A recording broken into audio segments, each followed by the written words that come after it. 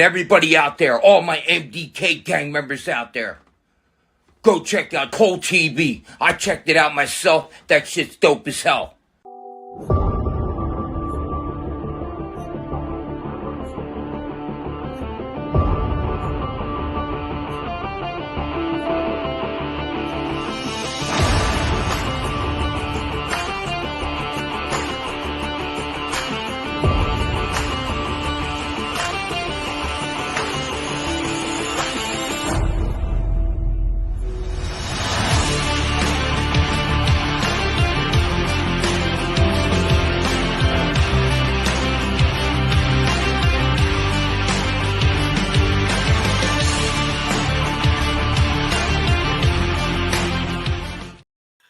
Greetings and salutations, everybody. Welcome back to Pro Wrestling 60, where we cover everything that happened in the world of pro wrestling this past week in 60-ish minutes.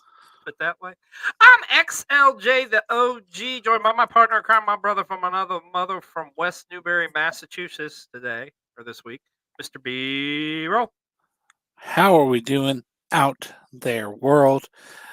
What a time to be alive. What a time to be a professional wrestling fan. Here with you for another live and in color edition of Pro Wrestling 60.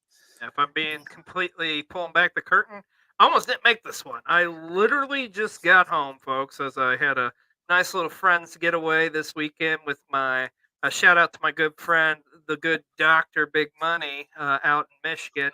Just got back home from Michigan, so made it by the skin of my teeth, brother. But I'm here for Pro Wrestling 60. Skinny skin teeth, because nobody, and I mean nobody, wanted to sit through a PW60 with just me. But there is a lot to talk about in the world of pro wrestling, as always. So, can you hit me with that line, brother? What are those magic words?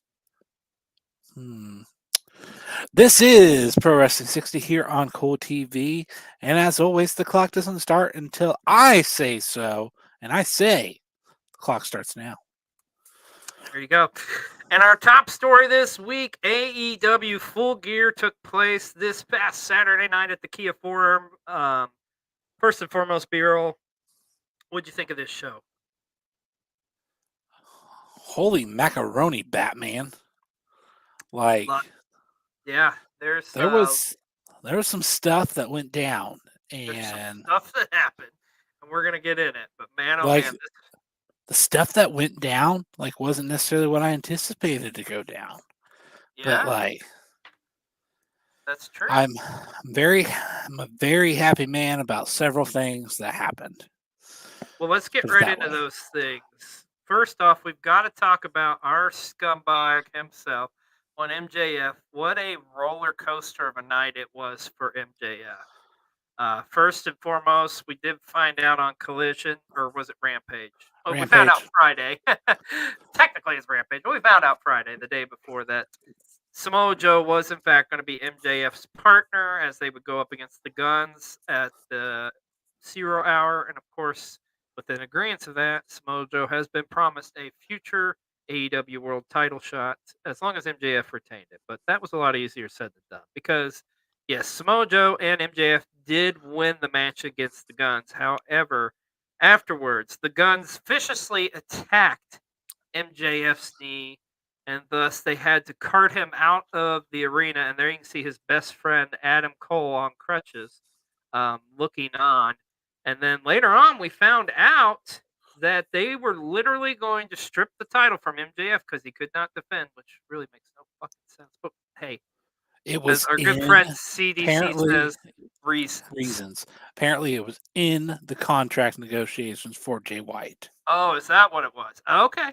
I'll allow that. I didn't hear that little tidbit, but it was what apparently in the agreement they had signed. Oh, okay. Well, Adam Cole, being the true best friend that he is, said, no, this is not going to happen. And thus, he was going to step in and face Jay White in the main event of Full Gear. At this point, what were you thinking? Because I'm like, okay, we're finding out who the devil is tonight. That's kind of where I thought this was going. Did you kind of think the same thing? Well, I'm like, I'm like, it's one or two things. Okay, like Adam Cole is not as hurt as we think he is. Like, like like maybe he can actually like try to go or something.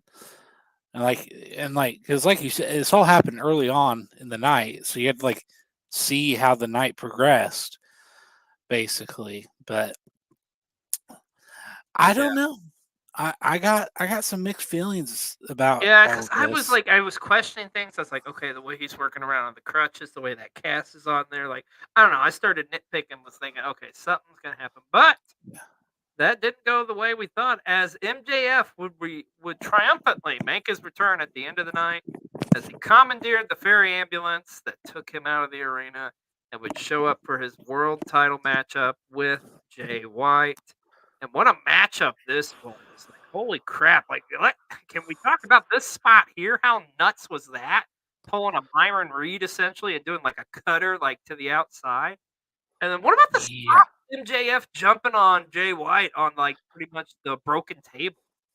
yeah, yeah. It was apparently, the table is supposed to be still standing, and What? literally, Took a as we hell of saw, a beating throughout the night, though. So, yeah, it's understandable. Nuts and bolts can only do so much, but hey, hey.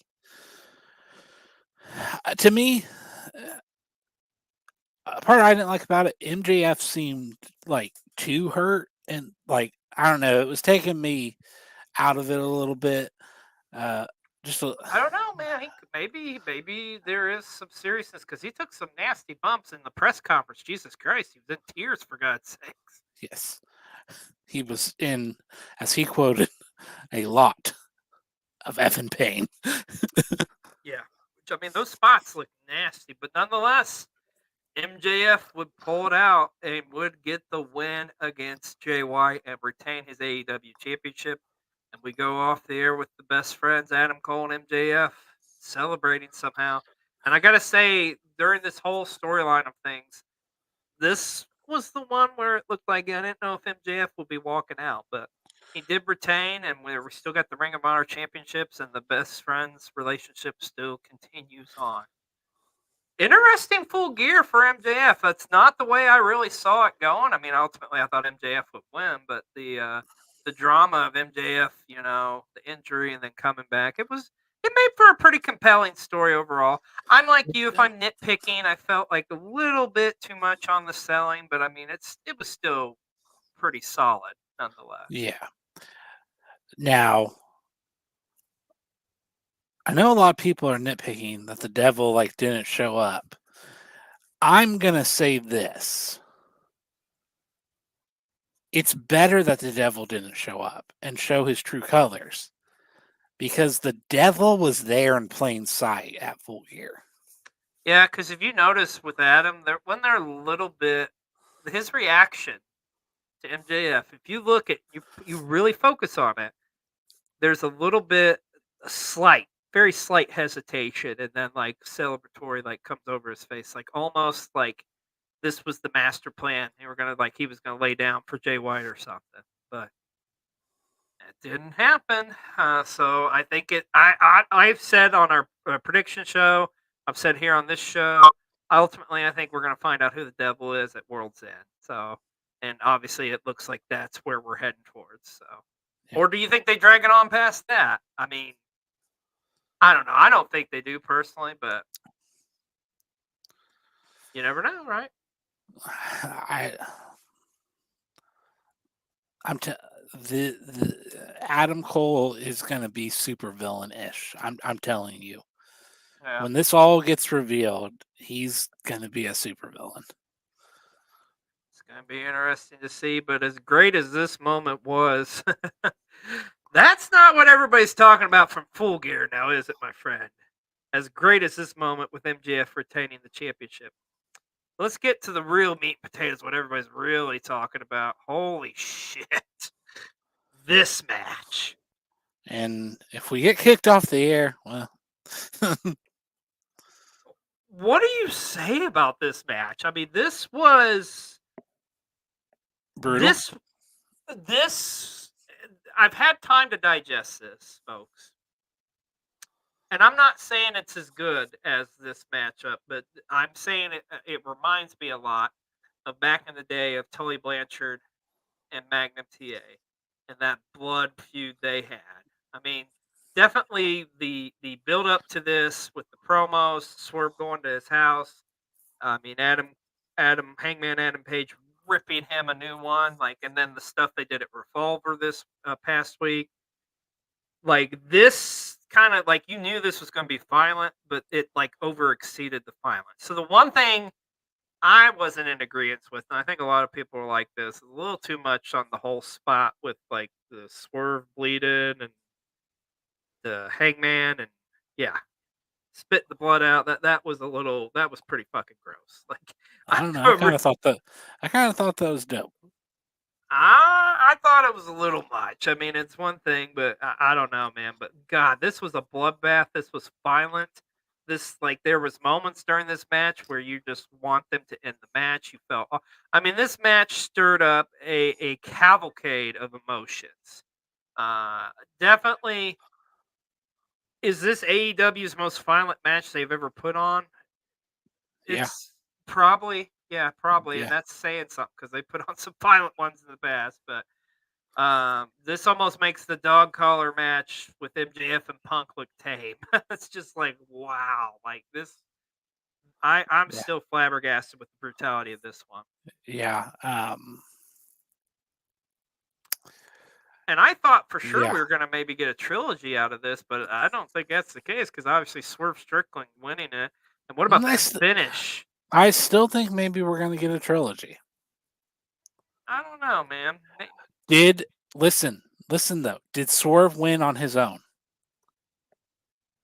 Not No. necessarily. No. That's the argument. The feud ends in the steel cage. Oh, maybe at World's End or something, but my gosh. But I mean, this was an incredible weekend of wrestling action, but there was no doubt. Like Hangman Swerve Texas Death Match, it's our match of the week here on PW6. My favorite, like to sum up this match, Orange Cassidy at the presser. Yeah, I will defend the belt against anyone except for Swerve Strickland and Hangman Adam Page. Yeah. Like the fact that, like, I think everyone acknowledged this match in like the presser, pretty much. Like This is, you see, B-roll. Every now and then you get a match that comes along that it's an instant classic, and it's what you know you're going to be talking about for years. This is one of those matches. Like this is easily like a candidate for match of the year, no doubt about it. In my mind, this has been one of the. Now it may not be for everybody's taste. I understand that Yeah. with the brutality of it, but with the story that was being told, I think it worked. But yeah, Holy probably I feel like second most violent match I've ever seen. I feel like the barbed wire everywhere match, probably the most violent match I've ever seen. ECW, Sabu, and oh well, yeah, Yeah. that's a that's another monster into itself. But still, this match was crazy, and like I say, it's our match of the week here on PW60. Oh boy, Mr. B-roll, did things get timeless Saturday night? As yes, look at it in black and white. Toni Storm is your new AEW Women's Champion now for a record, well, not a record setting, a record tying third time. She's holding the gold here. I mean, we talked about this on the prediction show. Her character is like at its all time, like she's the hottest character going in AEW right now. I feel bad for Sheeta. It's like, what is it? I feel so bad. Like, it almost feels like, I hate to say this, she's kind of a placeholder at times. It's unfortunate, but it's like this one, I think, is just really the wrong place, wrong time. Because, I mean, the title, the most interesting female wrestler in AEW by far right now is Toni Storm. If not, Well- maybe in all of wrestling. Yeah, and I mean, and we'll get into it. Shout out to Johnny Boy Bebop from the Tiki Talkie, the Wrestle Talkie. He made a point in his like kind of like talking about Full Gear, and we'll get into the rest of it as well. But one of the things AEW did right with this pay-per-view is they pulled the trigger on the wrestlers that were really hot right now. Like they went ahead and like pulled the trigger on Toni Storm. They pulled the trigger on Julia Hart. Yeah. Yeah, hey, let's talk about that too, because we also have a new TBS champion as Julia Hart defeated Sky Blue and Chris Statlander. We all kind of predicted this on our prediction show. It's like you said, it's the right time. I mean, she's been killing it recently. She, I, I said this on the prediction show, and I'll say it again. When we get to our end of the year awards, she's my winner for most improved wrestler of the year. Like, I haven't seen anybody, like, whose leaps and bounds improved as much as she has. I mean, she's got one of the best moonsaults in wrestling today. Her character's very interesting. Like, we've said this a million times. We'll say it a million more. Her being put in House of Black's the best thing that could have happened to career. And look at her now. She is now the TBS champion. I hate that Statlander lost it because, Chris is one of my favorite personally. She's one of my favorite wrestlers, but I totally understand why here. But Julia Hart is your new TBS champion. Of course, she's our wrestler of the week here on PW60. What'd you make of this triple threat match? And were you shocked with the end result? Not really. Kind of what you thought. And are you happy with it? My prediction, I thought Stat was going to retain, but then I thought we were going to get the turn at the end of like Sky Blue and Julia like teaming up like for a beatdown. But I'm not mad at the result at all. No. I don't know. We'll have to see where they go from here. I feel like they've just kind of like dog pedaled the Sky Blue thing. Like, let's just kind of Yeah, like, I'm so is confused she gonna by it. is she gonna turn? Is she not gonna turn? Like, I feel like we should just the band-aid just needs to be ripped off one way or the other. Yeah, I agree with that. Yeah, one way or the other, we need to know what the hell's going on, seriously. But it's great to see the House of Black now with some more gold, and it belongs around the waist of one Julia Hart. And speaking of champions, how about Orange Cassidy, John Moxley, too, at a phenomenal matchup? And Orange Cassidy getting his win back from John Moxley, arguably maybe the biggest the biggest win of his career yet, possibly, as he defeated the Blackpool Combat Club's John Moxley and retains his international title. So happy for Orange. What did you think of the outcome of this one, B-roll? It's the right call.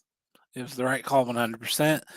It would have made a lot of sense to put the belt back on Moxley, but it also Moxley doesn't need the belt. This elevates Orange Cassidy even more because like he got that win back, right? And Yep. like with the story they told on Dynamite about like even him just looking at his fist, like it didn't work. What am I gonna do? Yeah. What am I gonna do? And honestly, storyline wise for a Blackpool Combat Club, this is perfect for them because I think, and I've been clamoring for this for years, since the two factions existed at least. House of Black, Blackpool Combat Club, I think we're gearing up towards it. Yeah, because we'll talk about that on Zero Hour too. We got to see some members from those factions go one-on-one, but like you say, it's definitely like a huge. It makes sense. It elevates that title the more. Mox didn't need the win, but Cassidy sure did. And I'm telling you, Orange Cassidy is one of those guys. I don't care what anybody says. He's in contention for Wrestler of the Year. Like he has had an amazing year in 2023 here. Well, What? he would be if one man did not exist. Yeah. There's a couple other guys in that argument, but hey, that's a discussion for another day and another time. Now, also, we got to see the Golden Jets go up against the Young Bucks in tag action, and Chris Jericho and Kenny Omega would pick up the win as they defeated the Young Bucks, and now they are the number one contenders for the tag team titles.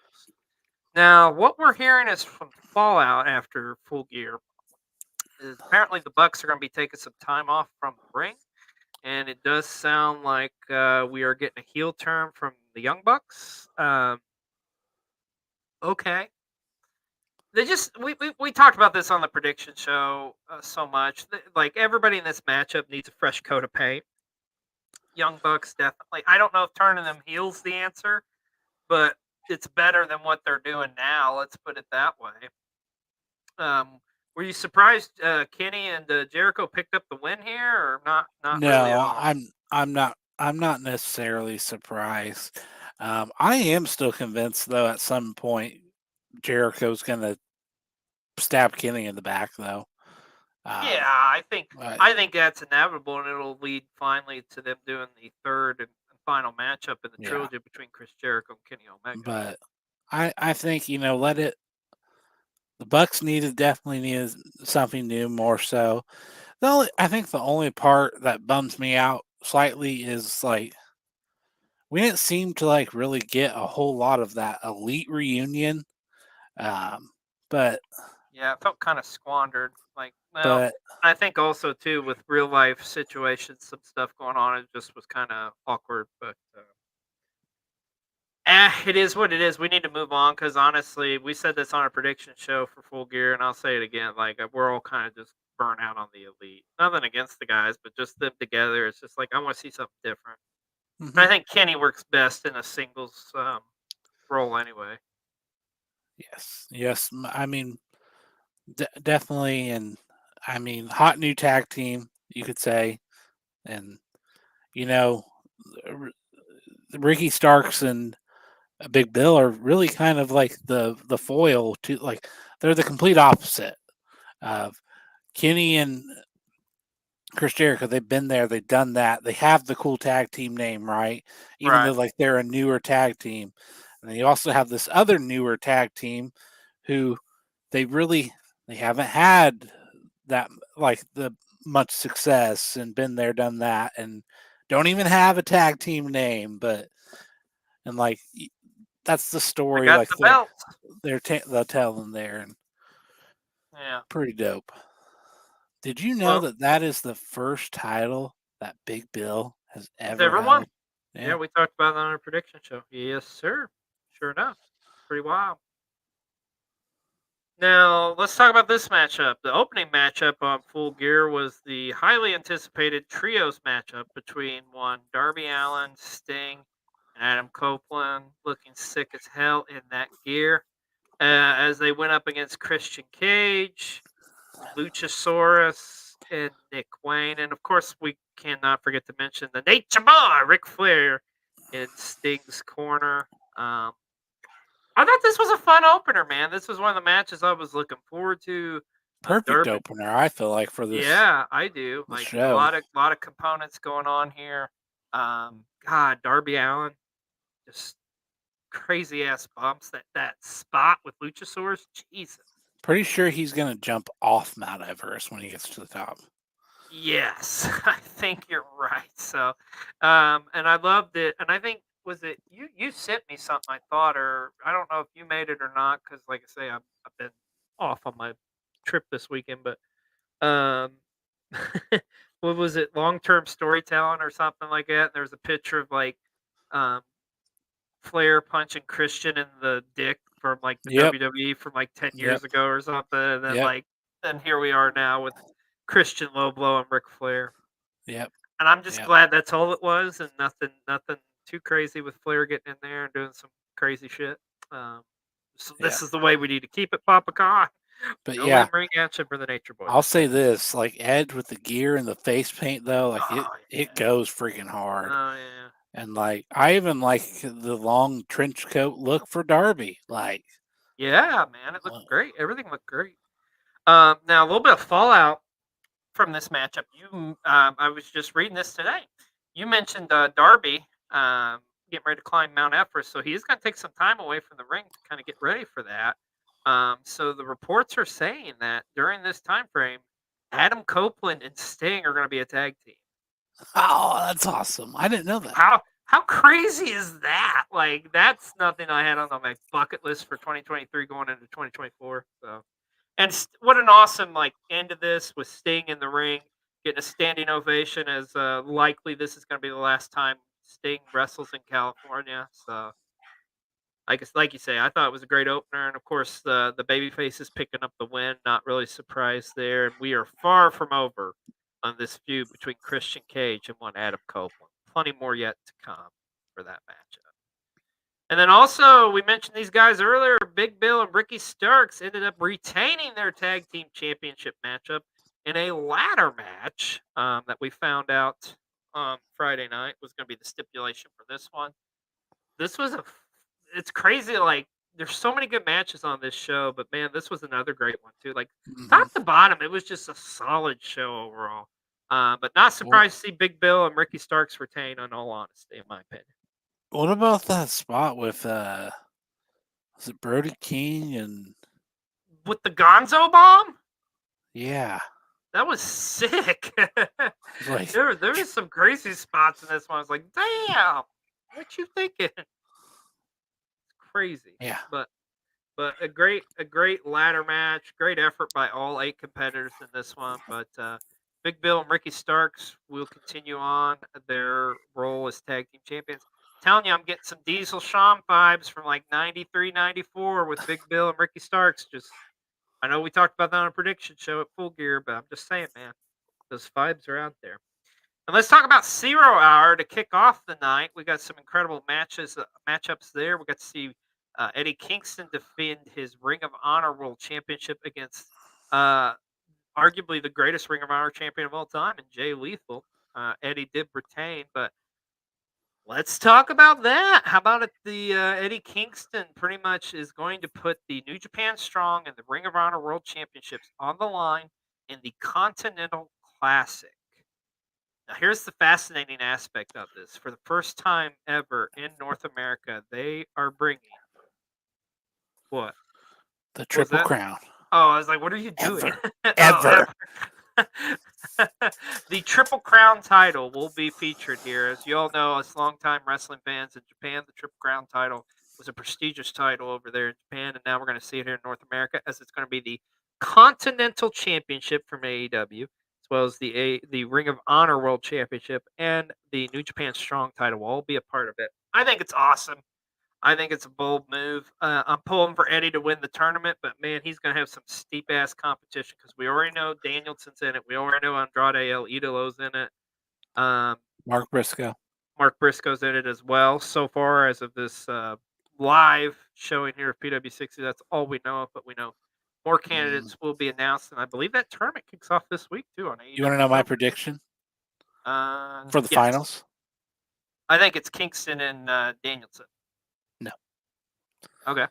I think it's Malachi Black and Danielson. Oh, could be. You're getting your Blackpool Combat Club. When I came up with this idea, though, I was thinking that the winner of this was going to get a world title shot. So I feel like with the component of Eddie's titles being involved, I do think that's going to. I think Eddie will be involved in the finals in some capacity, in my opinion.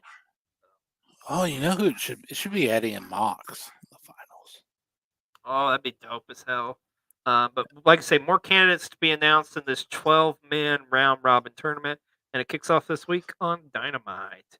And also, we got to talk about on 0 Hour. You're talking about your bloodlust for Blackpool Combat Club against the House of Black.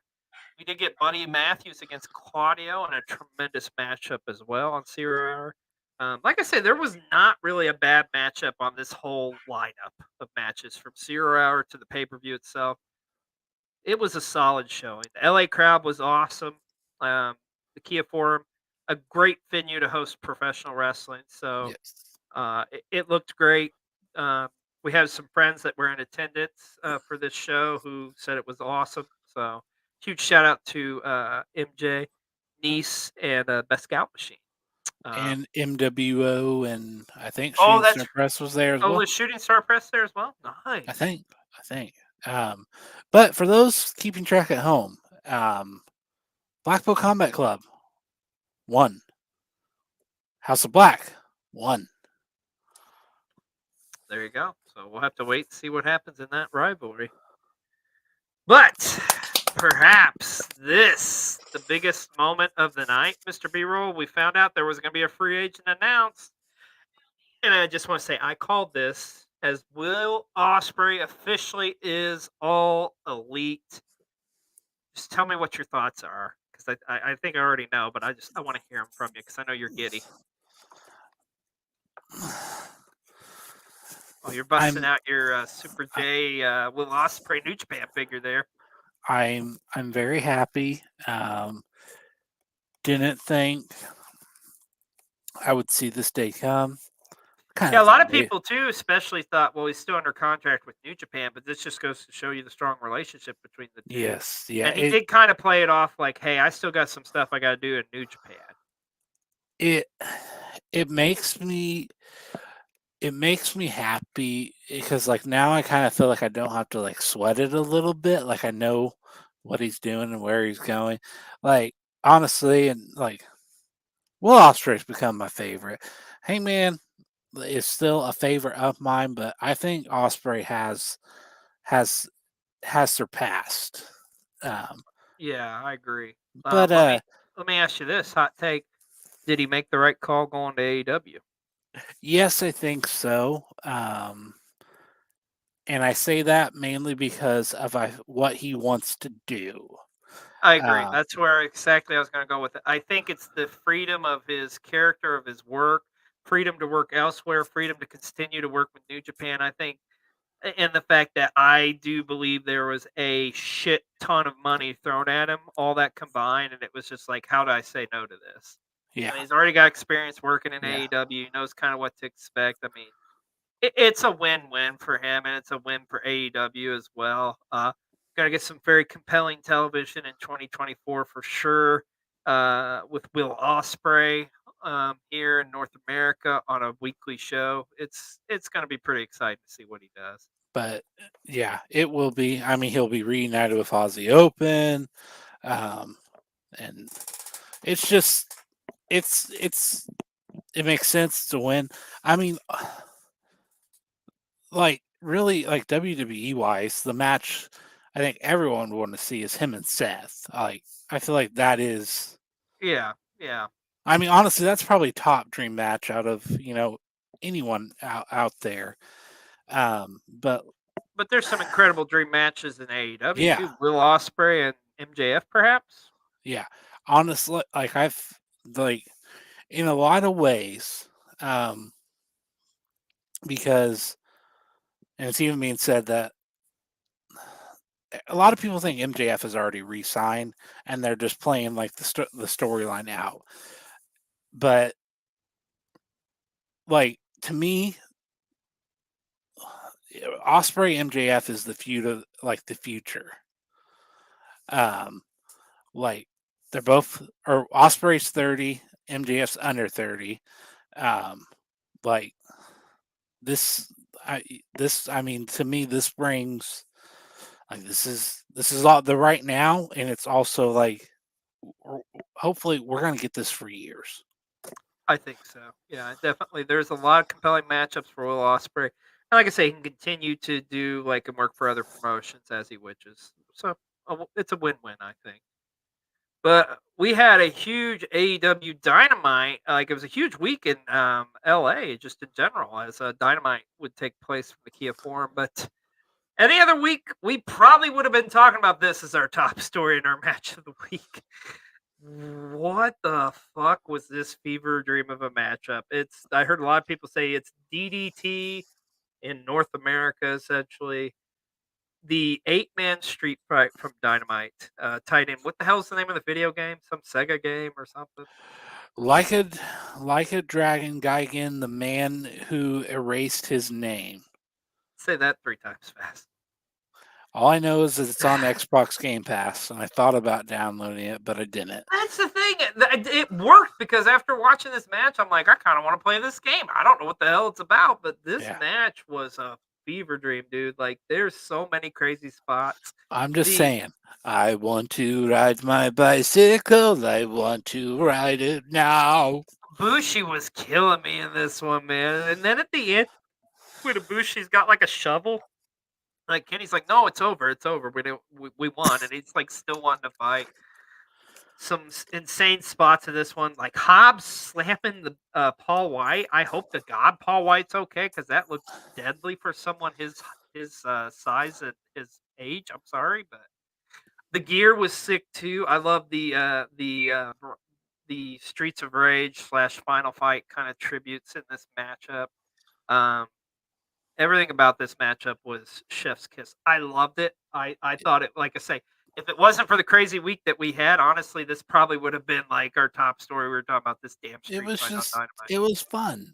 It was fun. Yeah, it was fun. It's like, you know, some traditionalists may like kind of bark at this matchup, but I don't know. Just sit back and just enjoy the show, as they say, because this match was freaking amazing. Let's talk about the rest of Dynamite. Of course, I think we got to talk about the most popular meme going in wrestling right now: the Samoa Joe's opponent flying in the air. Like what? That was freaking hilarious, dude. What the F, man? What the F? Oh man! Of course, this was all building up to Full Gear. We got to see the Mox team up with Wheeler Yuta to go up against Orange Cassidy and Hook. Of course, we talked about earlier, man. That Page like Strickland promo was sick. Like ripping into Nana too. Like, you know, you bought weed in a parking lot off of high school kids. Like, holy shit! Like Hangman Page was not leaving any stone unturned. What do you mean the Hangman swerve? It was the Hangman. He didn't let Swerve didn't say shit. It was just kind of like, yep, nope. This is my yeah. But all tremendous Dynamite. The Bucks going up against Commander and Penta. You know, little dirtiness. Sky Blue qualifying for Full Gear going up against Red Velvet. And we talked about this on the prediction show. I want to mention this briefly here on PW60. Like, I've been very impressed with Red Velvet since she's come back. I think she's looked very good. She's looked even better than what she was before. So she's done a lot of tremendous work. It's great to see her back, and I think she's going to be a huge beneficiary to the women's division in AEW. But great way to start the week off in LA with Dynamite. Of course, we got to talk about Collision on Friday night, which I just still have to say I'm still so confused that they did like Collision and Rampage like back to back. Why didn't they just make it a 3-hour show? But I digress. We got to see Miro go up against Daniel Garcia. Of course, poor Daniel just wasn't enough. We also got to see the tag team of Chris Statlander teaming up with Hikaru Shida going up against Saraya and Ruby, which loving. We talked about this before. Talk about it again. The Ruby Angelo storyline. The Romeo and Juliet. That has been very enjoyable to watch. How about Trent Beretta winning a 4-way to become the number 1 contender for the TNT I knew he was going to win. You know why? Why? Broken neck. That was the whole connection. Oh, I didn't even think about that. Yeah. Reasons. I didn't even think about that. So. And also, I'm going to go on a little sidebar here. I feel like AEW is setting up, they're going to do their own reenactment of West Side Story. We have the Golden Jets, you know, like the Wynyard Jet. And then we have like the Forbidden Love of, you know, Ruby and Angelo. Maybe. They're going to make a musical. That's where they're going with this, I guess. And then we got to talk about Rampage immediately afterwards. Of course, Christian going up against Tripp for the TNT Championship. We also got to see Toni Storm in action as she requested, going up against Emi Sakura. And we did find out Joe becoming MJF's partner. But AEW, man, they took over this past week in Los Angeles. And it just so happens to be one of our good, close personal friends from PW60. Of course, you know him, you love him. The Best Scout Machine. And it was in his neck of the woods. And just so happens to be, we got some footage from Best Scout's trip to the AEW shows this past week. So check this out. You owe me money from Mid-South, Jake. You're right in my liquor cabinet. Hey kids, it's Matt upside down. Oh, there he goes again. Jake, get back here. You stole my hard candies. Don't be looking all smug over there. I know you ate the last slice of pizza in the fridge. Back in a hotel room during Mid-South. Kyle, what are you doing? Kyle? Damn it, Kyle, you answer me.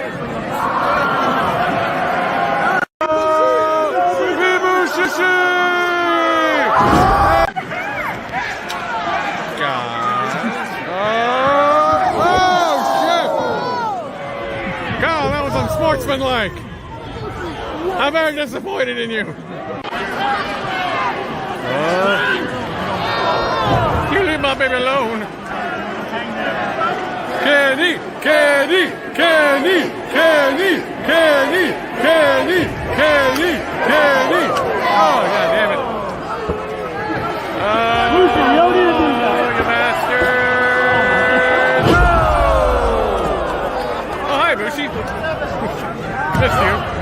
Oh. Joe, you're gonna die. Joe.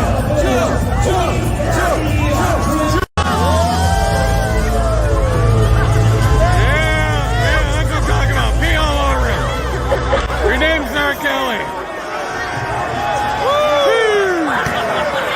What a night of AEW Dynamite. I will hold these dreams and these memories in me forever. But now it's time to go to bed. Shania Twain.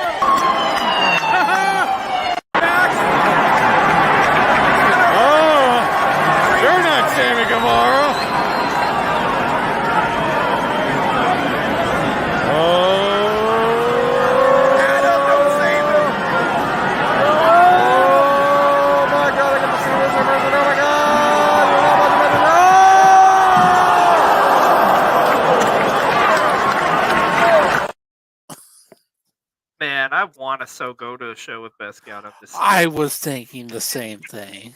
I bet it's phenomenal. Well, huge shout out to you. And like I said, I think it's awesome. Best Scout, MJ, Nice, MWO, Shooting Star, all of y'all got to experience an incredible weekend.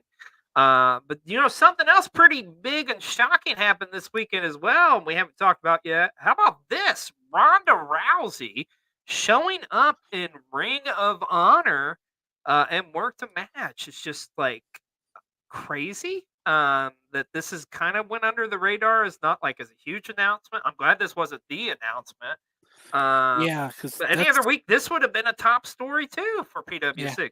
Because that's what I was thinking. With the Ospreay thing, I was like, oh, they're just gonna end up making it official, at Full Gear, and yeah. But no, we got Ospreay. If you watch the wrestling world, it kind of makes sense that this happened, because let's talk about the other show going on this week. Wrestling Revolver put on arguably their biggest show to date at Unreal on Thursday night, which I know Best Scout and MJ got to attend this one, and this was a pretty awesome show.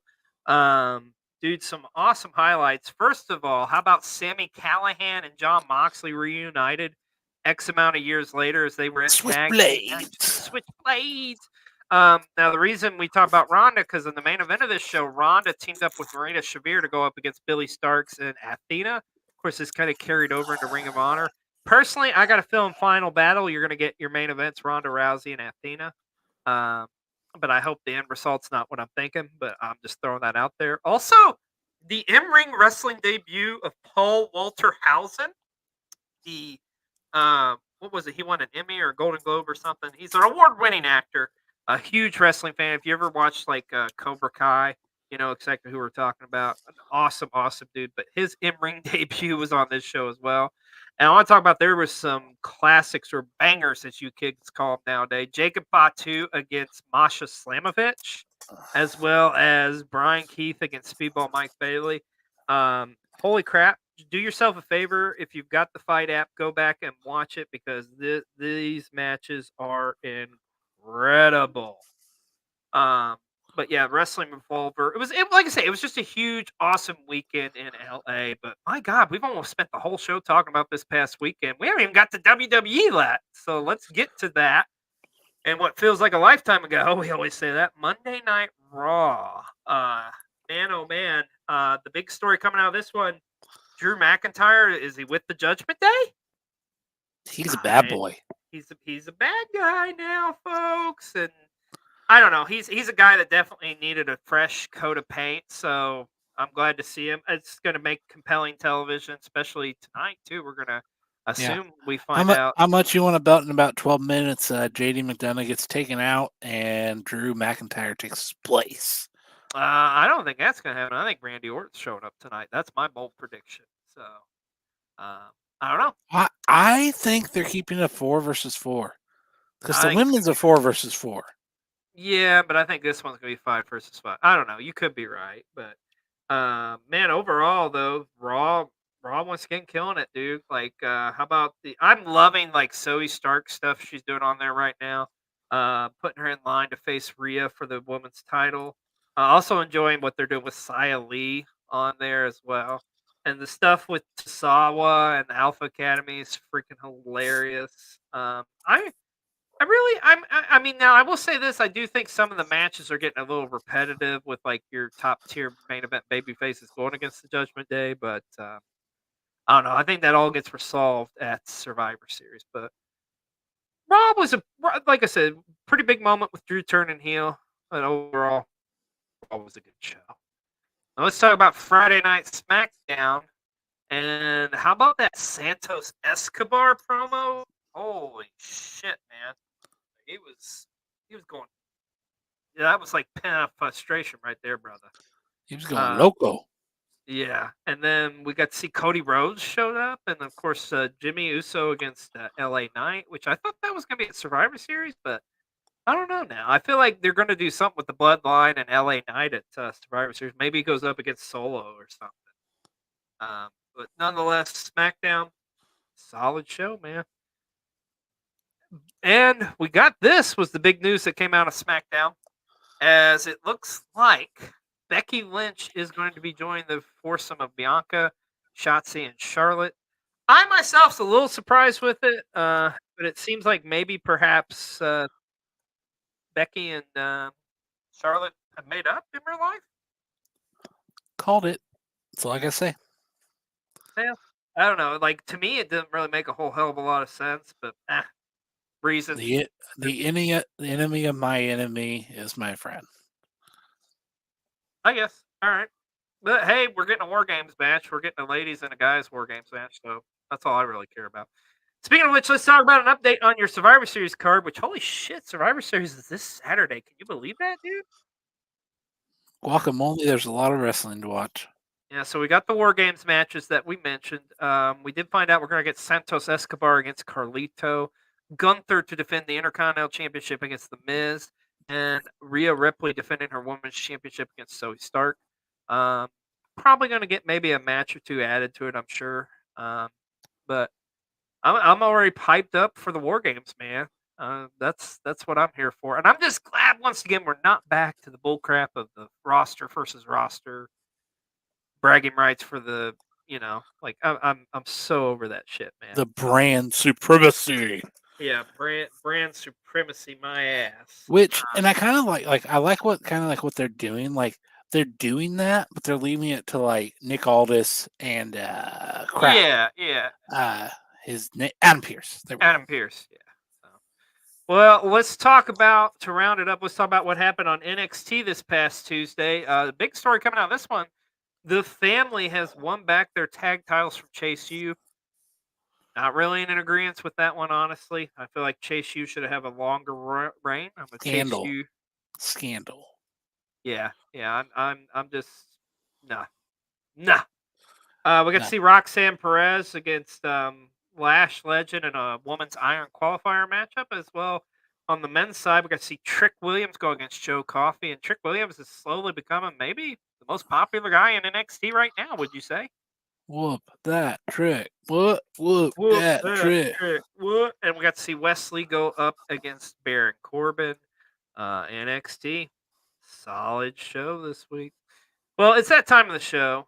We need a little spiciness in our lives. So let's go to Spicy Guac with Spicy Take. Spicy Guac with the spicy comments. Out of all of the world heavyweight champions and all of the companies, federations, what you may call it, who is the most underrated in your eyes, and why is it Alex Kane? Because Boom-Aye is for the people, Boom-Aye is for the children, Boom-Aye, boom. Yeah, he Beautiful. is. Beautiful. Yeah, that's a perfect segue into this, Mr. B-Roll.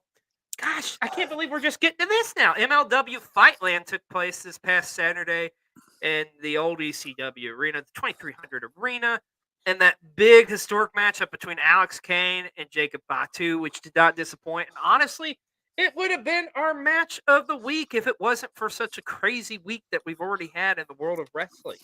But dude, that matchup was freaking sick. Have you watched it yet? It's okay. You can be honest. You're an adult.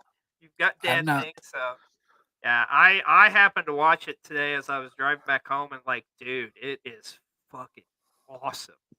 Like, huge shout out to both those guys. I hope they do it again, man. But Alex Kane would retain his MLW Heavyweight Championship. And hey, we got to talk about this. We got new MLW Tag Team Champions as the Second Gear Crew are your new MLW Tag Champions. Excited to see them win the belts, but unfortunately, not Manser. Right, as Manser's gone, and his girlfriend's the reason he's gone. Steph DeLander pretty much attacking Mance Warner in this matchup.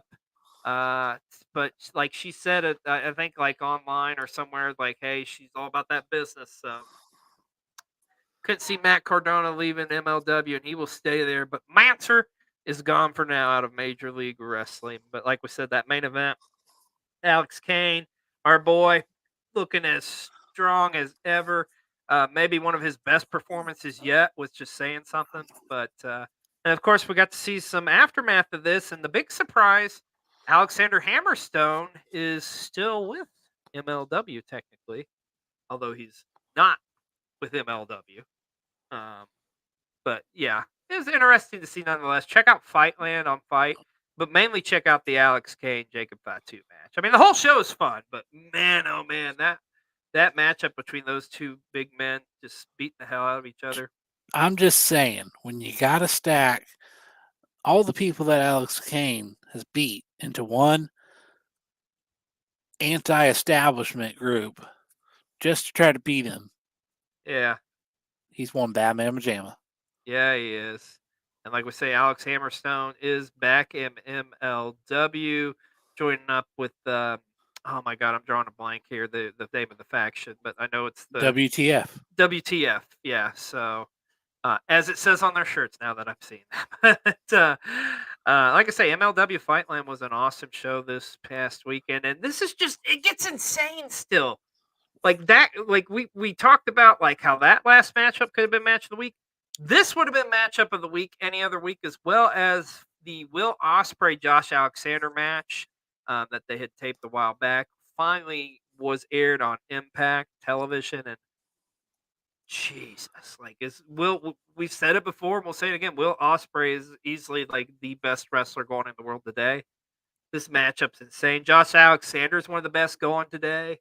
Like, if you haven't seen this matchup yet, you need to go back and catch a replay, watch it on YouTube, do whatever you got to do, because this match on Impact was insane, dude.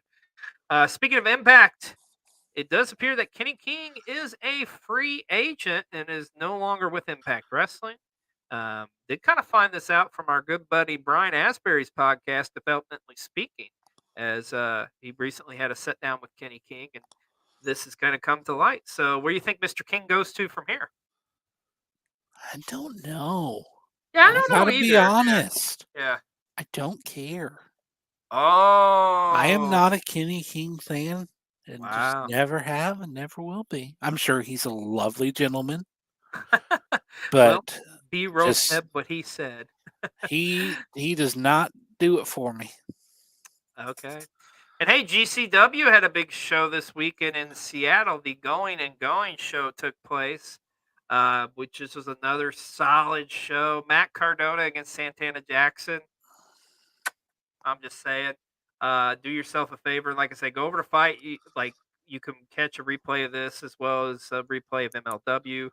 But on a personal note, fuck Fight TV. There, I said what I said. And how is it we're just now talking? I'm telling you, this was one of the busiest, insane weeks ever, dude. Like, this is another one that could have been a top story. Kota Ibushi is all elite now. We officially found out this week. Not a big How shock. crazy is it in the same week? Well, Osprey is all elite and Kota Ibushi is all elite. Pretty wild stuff, dude. But happy to see Kota Ibushi part of AEW now. Hopefully that means we're going to see him more on AEW television. We did find out this week that Rey Mysterio did have to have some surgery done as he's recovering from that. I'm already forgetting what it was. It was something on his knee, wasn't it? It's called AKA Don't Mess with Santos Escobar. Well, we wish Ray well here at PW60 and hope we get to see him soon back in the ring. Some sad news as well this week. We found out, we talked about Pro Wrestling Guerrilla last week. We did find out the Globe Theater, which housed PWG's events, actually is going to be shutting down. I don't know what this means for PWG. Hopefully they will be able to get back into things come next year, but doesn't look it'll be happening at the historic Globe Theater in Los Angeles as they are shutting down. And we talked about this last week, and it looks like since we reported it now, by golly, the Wile E. Coyote John Cena movie is back on. Hoorah! As apparently Warner has decided to let the director option this to where they're going to try to sell it to some other studio or something. The people have spoken. I just got to know how fucking bad is this movie if they're like, we're going to shit can it, you know? I don't know. I'll still watch it though because I love the Warner Brothers cartoons. I was always a huge Looney Tunes guy. I'm just saying. How about this? Logan Paul was caught trying to pawn the United States Championship off. Okay, not really, just doing this for publicity, but I don't know. How did this make you feel? Were you pissed about this? Did you just think it was funny? I thought it was hilarious. I kind of no, and it's not realistic. It's, I thought it was pretty funny. He's bringing some more light to that as well as what he does in WWE. I'm okay with it. I'm not hating on it like some fans are. So. Besides, I think he'd get more than 100,000 for it. I'm just saying. This week it was also announced that WWE is going to be sponsoring the Dr. Pepper Big 12 Championship game on Saturday, December the 2nd. Man, WWE is just everywhere now. They're sponsored. They're going to be their logo's going to be all over the place. I'm sure they're going to give out championship belts to the teams that win this. Then, now, forever. There you go, bro. Oh, yeah. I'm so sorry, Becky Lynch. Becky Lynch set a record this past week on Celebrity Jeopardy, as she was the first person to ever go through 2 rounds of Jeopardy and not get one answer correct. You know what? It happens. It happens. And to quote her husband, who was in one of her recent TikToks, I don't know. Go buy her book. I don't know. Go buy her book. So, well, I'm sure she's just having an off day or something, but it's a crazy statistic to have. And We love you, Becky Lynch. And we love our Wrestle Talk wrestling content creators. And this week, our Ruby Ringside Wrestle Talk content creator is our good friend, Cheap Heat Spot Best, ran by our good buddy Nathan with the Y. Good dude, man. He puts out some solid content. He's all throughout like the Chicagoland area, always checking out shows. Has some gets some good material and stuff. He's an awesome dude. We've had the privilege of meeting him in person before. And hey, if you're not following him, go give him a follow. Because Cheap Heat Spots Fest is our Ruby Ringside Wrestle Talk content creator of the week. Oh, Buff Daddy's in jail again. Oh, yes, that's right. Marcus Bagwell was arrested earlier this week yet again. This time On my birthday. He was on your birthday. Happy birthday, bro. This time apparently they found some drugs or something on him. I don't know. I think he's kind of like, I haven't read a whole lot into this, but my understanding is he's got some excuse. Not that there's any excuse. I don't know. It's unfortunate. Hope he can get past his demons, but I don't know. It's one of those things where we've seen it time in and time out, where it's hard for wrestlers to kind of kick those habits. So, but hopefully Marcus Bagwell can get back on track. Also, we found out this week an interesting story that MJF announced that he is actually one of the executive producers on the Iron Claw. We do know he is going to be featured in the film as Lance Von Erich, and us longtime wrestling fans know Lance was the pretend Von Erich that Fritz made up. So, but it's pretty cool. He's an executive producer on this thing, man. But I am so pumped to see this movie. Like, I mean, I know what the end result's going to be, but it's going to be. I think this movie is seriously going to be like in major contention for like the Oscars this year.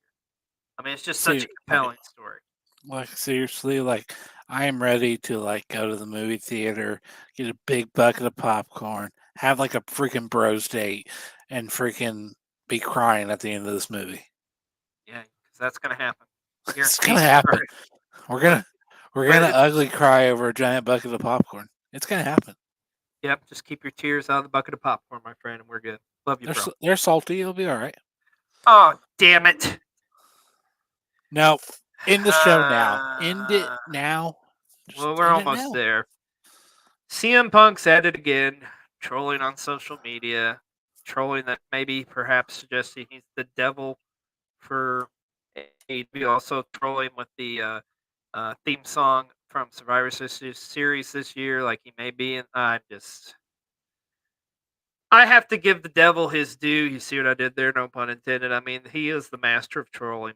But here we are again. Where will he end up? Who knows? Who cares? I don't really care. I'm just saying. And finally this week, we found out that Backlash will be going to France next year? Oui. I mean, I understand like all for like, you know, WWE's like trying to go international and stuff. I'm all for it. I just have never really thought about France as a wrestling. I mean, there's some wrestling from France, but it's not one of the first like, you know, European or first overseas countries you think of, especially considering like how like Backlash in Puerto Rico was insane this year. I thought for sure they'd be going back there, but maybe that means Puerto Rico is going to get like a bigger event or something next year. Were you surprised to see that they announced this? A little bit, but you know what it honestly made me think of the most? What's that? And I don't know why it like finally hit me with this one, but like with Backlash going to France and like the Australia show and AEW doing their all in, it's like, gosh darn it, it is nice that the world is like open back up. Like, you know, that's a good point. That's something we take for granted, and you're absolutely right. It is cool that we're back to like where you can go all these different places to watch pro wrestling action. Couldn't have said it better myself, Mr. B-Roll. Well, on that note, we have done it again.